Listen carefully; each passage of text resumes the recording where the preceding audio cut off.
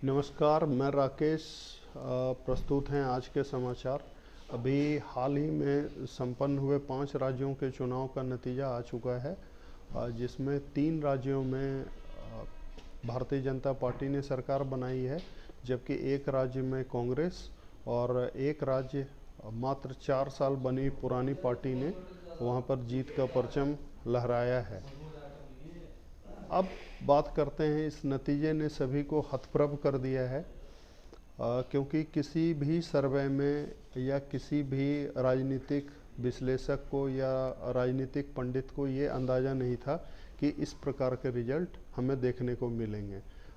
इस चुनाव ने सारे पिछले ट्रेंड को फेल कर दिया, क्योंकि मध्य प्रदेश में तो ऐसा प्रतीत हो रहा था कि वहाँ पे शिवराज सिंह की सरकार आएगी, लेकिन राजस्थान के नतीजे ने सबको चौंका दिया, जबकि छत्तीसगढ़ में 50-50 का मौका शुरू से ही लग रहा था। जितने भी पोल हुए उस पोल में भी लगभग यही नतीजा दिखाया जा रहा था।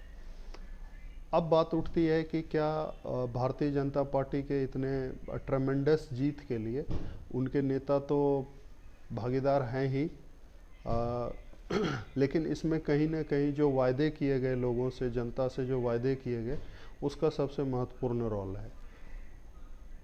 बात अगर करें हम मध्य प्रदेश की, तो वहाँ पर पहले शिवराज सिंह ने पहले भी बहुत सारा काम किया था, और वहाँ जब भी चुनावी प्रचार हुआ तो उन्होंने लाडली बहना योजना पर बहुत जोर दिया, जिसमें 1,000 रुपये पहले मिल रहे थे, बाद में उन्होंने 1250 रुपये की बात कही, और अब बात इस चुनाव में उन्होंने कहा कि हम 3,000 रुपये तक अपने बहना को देंगे। और अभी इसके लाभार्थी 1,31,00,000 महिलाएं वहाँ पर हैं। तो इसने एक बहुत ज़बरदस्त काम किया शिवराज सिंह को चुनाव जिताने के लिए। छत्तीसगढ़ में इन्होंने महतारी योजना की बात की, और भारतीय जनता पार्टी के जो कार्यकर्ता थे वो घर घर जाकर पहले ही लोगों से फॉर्म भरवा रहे थे और उनसे कह रहे थे कि अगर हमारी सरकार बन गई तो 12,000 रुपये आपके खाते में 25 तारीख तक हर हाल में आ जाएंगे। इसने भी वहाँ पर बहुत अच्छा काम किया। और एक मुद्दा महादेव ऐप का है, जो भूपेश बघेल के ऊपर जिसका आरोप लगा कि वो भी उसमें शामिल हैं। अब देखना ये होगा कि क्या ये एक चुनावी हथकंडा था चुनाव जीतने के लिए, या इसमें कुछ सच्चाई भी है। अब बात करते हैं हम राजस्थान की। राजस्थान में जादूगर कहे जाने वाले मुख्यमंत्री अपनी जादू नहीं चला पाए। चुनाव हारने के बाद जो उनके ओएसडी हैं, उन्होंने बाद में उन पर गंभीर आरोप लगाए, और उनका कहना ये था कि हमने ज़मीनी रिपोर्ट जो इनको दी थी, जो कैंडिडेट चुनाव हारेंगे, उन्होंने कहा कि कुछ कैंडिडेट के लिए मैंने कहा था कि ये 20,000 वोट से चुनाव हारेंगे, और ऐसा ही हुआ, वो 20,000 वोट से चुनाव हार गए। उसके बाद भी रिपोर्ट जो है अशोक गहलोत जी ने सोनिया गांधी जी तक या राहुल गांधी जी तक, ऊपरी नेतृत्व तक नहीं पहुंचने दिया, जिसका नतीजा हमें विफलता के रूप में राजस्थान में देखना पड़ रहा है। अब राजस्थान में उन्होंने बहुत सारे मुद्दे चलाए, बहुत सारे चुनावी घोषणा कांग्रेस पार्टी के तरफ से भी हुआ, लेकिन वही अंत में कहा जाता है कि जो जीत गया उसी की बाजी उसके हाथ। तो राजस्थान में भी सारे ट्रेंड फेल हो गए। चुनाव से पहले अति आत्मविश्वास से लबरेज थे अशोक गहलोत कि हमारे ही सरकार आएगी, क्योंकि हमने बहुत सारी योजनाएं चलाई हुई हैं, लेकिन वो नतीजा बिल्कुल बेकार रहा।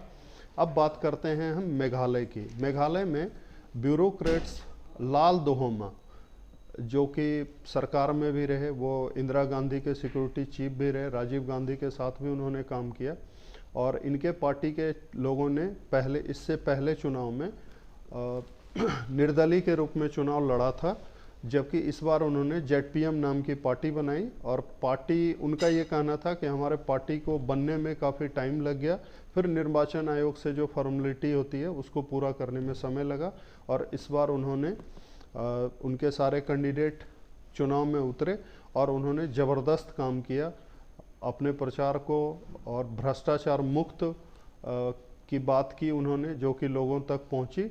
शराबबंदी की भी बात बताई उन्होंने, और लोगों को उनका ये आइडिया पसंद आया, और जिसका नतीजा ये रहा कि कांग्रेस पार्टी या और भी जो विपक्षी पार्टी हैं वो हार गई, और लाल दोहोमा ने वहाँ सीएम के रूप में शपथ लिया।